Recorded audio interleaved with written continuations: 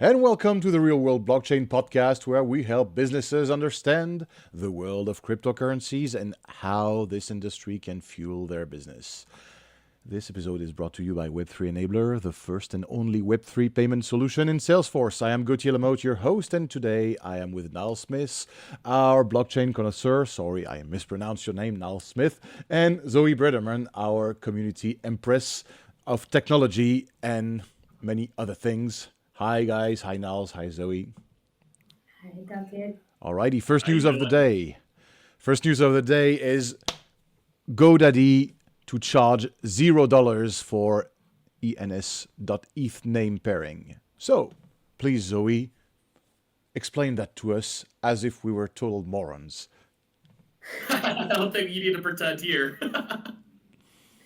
Well, GoDaddy makes registering and managing your domains quite easy and intuitive through a very usable user interface. And having that pairing with ENS for free makes ENS a lot more usable. So, and again, for free, it previously would have taken a lot of gas fees, and now it's free. So just that said, and the UX is it's very innovative. It allows people to really integrate ENS in their online presence and all the implications that ENS has, for example, for anonymity, as far as content creation or payments, or any uses of ENS can be done directly from a domain. And the DNS domain is also indexable by Google, so there are implications with that as far as brand and reputation. So it's really interesting, and I definitely look forward to learning more about that.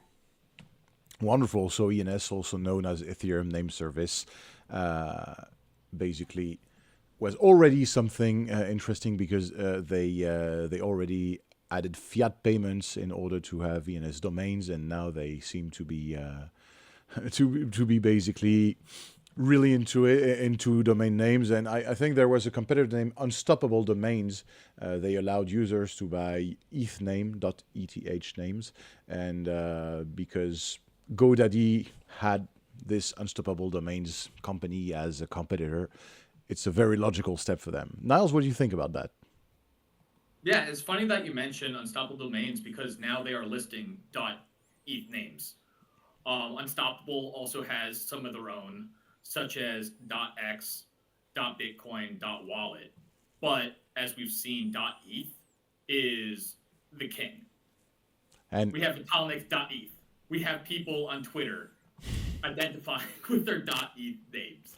but And yeah, now this is another level that we're able to add into the Web 2 world and by linking people's own websites and companies. As we've seen, like Anheuser-Busch has beer.eth. Like this isn't just something that we in the crypto world sort of like use as a toy. It really is a tool.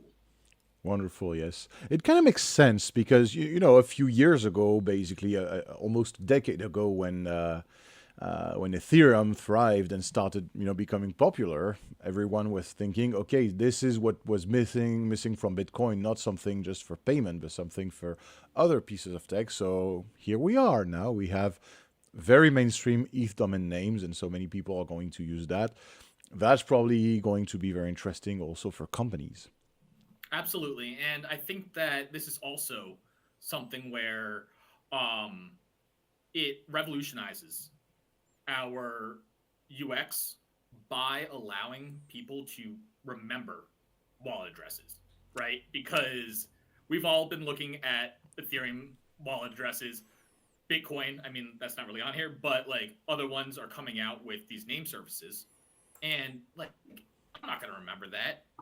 If you copy and paste, which is a problem because if there is some sort of virus that is going to be attached to your clipboard, Mhm.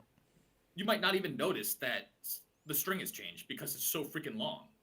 Absolutely, yes. But now you can go and type in, I'm going to be like, hey, Gautier, I'm paying you right there, because like it's going to be just as easy as using like a username or making sure that you're typing in the right website.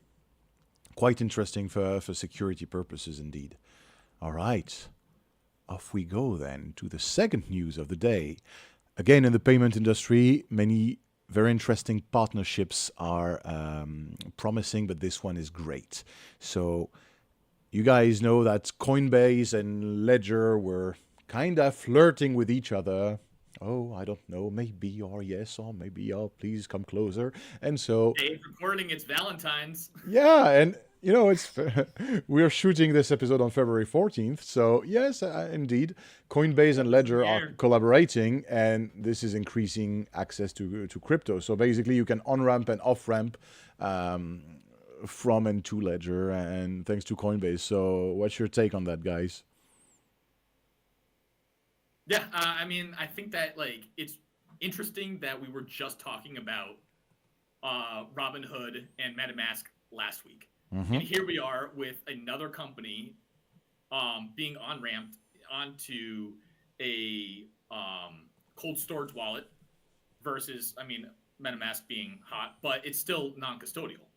And having this partnership and recognition by these companies that is important to allow users to really own their own funds is interesting, because Coinbase and Robinhood both benefit when users hold their funds on their platform, and allowing for that transfer is an interesting move. Fascinating. All right. And, you know, it's interesting because Ledger CEO, the CEO, sorry, CEO, but not Chief Executive Officer, but Chief Experience Officer. Nowadays, we have chiefs for everything and chief officers for every position, literally. But Ian Rogers basically said, you know, Coinbase and Ledger are two of the only companies in crypto for longer than 10 years. And it's true. It's interesting to see heavy hitters doing that. And it's interesting because they share customers already. So this makes a lot of sense to me. Yeah, absolutely. I mean, I use both. Full disclosure. Yeah, I happen to do that as well. Right. In general, no matter what it is, you know, managing fewer apps is just so useful and such a relief for us all. Yeah, actually, that's quite interesting because the other day I was consulting for a company, and one person told me, "Oh gosh, actually centralizing everything to a layer 1.5. So you have a layer on the blockchain that allows to use the same database from one app to another. So then the UX is on layer 2. Just what our friends at Talent Layer do.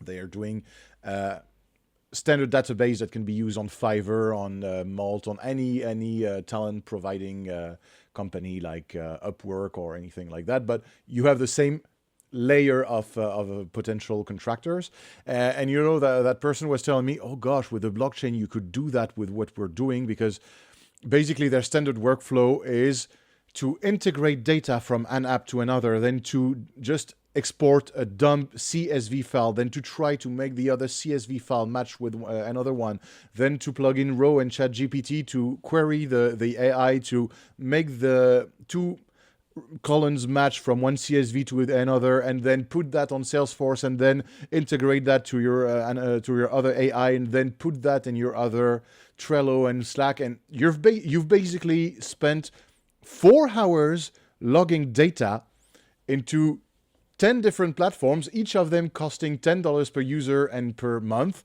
and before you know it, you're becoming bald because of stress, and you haven't done any productive work. And so indeed, if we see that in payments, I would love to see other applications in the world of, using the blockchain as a standard layer for many applications, and maybe it could also challenge the dominance of Make.ai or Zapier with something smoother, maybe. Absolutely. Yeah, I mean, I think that's something that we can all dream for. Absolutely, but in the world of payment, this is already a reality, thanks to many people. And you said it's not custodial, indeed, and quite interestingly, 8 in 10 crypto users in the US are currently using Coinbase as their custodian. So yeah, indeed, that's quite a big move then. Absolutely. Talk to me about decentralization then, though. Well, I mean, I think that we can all agree that there is a place for these custodians, Yeah, and it allows for easier on ramping and off ramping within our traditional like financial systems. But at the end of the day, I think that Coinbase is honestly fighting for us. And we've seen this, whether or not it's through legal action or building out their own layer two base, which is a great contribution to the entire ecosystem. And it's not something where they're just trying to go and consolidate all the coins and like hoard them like some smog. absolutely. Like they really are, at least I believe, trying to build out the entire ecosystem. Oh, that's in a way serious that business, yeah. others don't have the depth.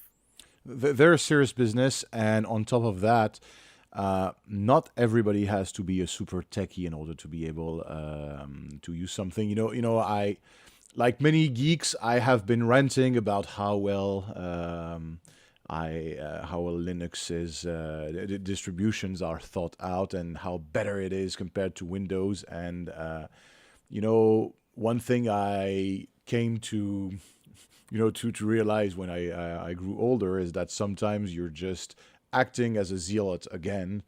Even though Linux is great, your grandmother wants to use iOS or Windows or something like that because it's quite simple. And that's the same thing. I don't think, my grandma would like to have a wallet in order to pay for her coffee or her bread, not care about the self-custody or things like that. Yes, it's very legitimate then to have a service that provides that custody, and yes, it's not as secure, but that's the trade-off. So Right. Yeah. I mean, I guess grandmothers and corporations think the same in that regard. they have a reason to do that, and of course there are also educated people trained in the subtle art of information safety who will always prefer having their own homemade router and their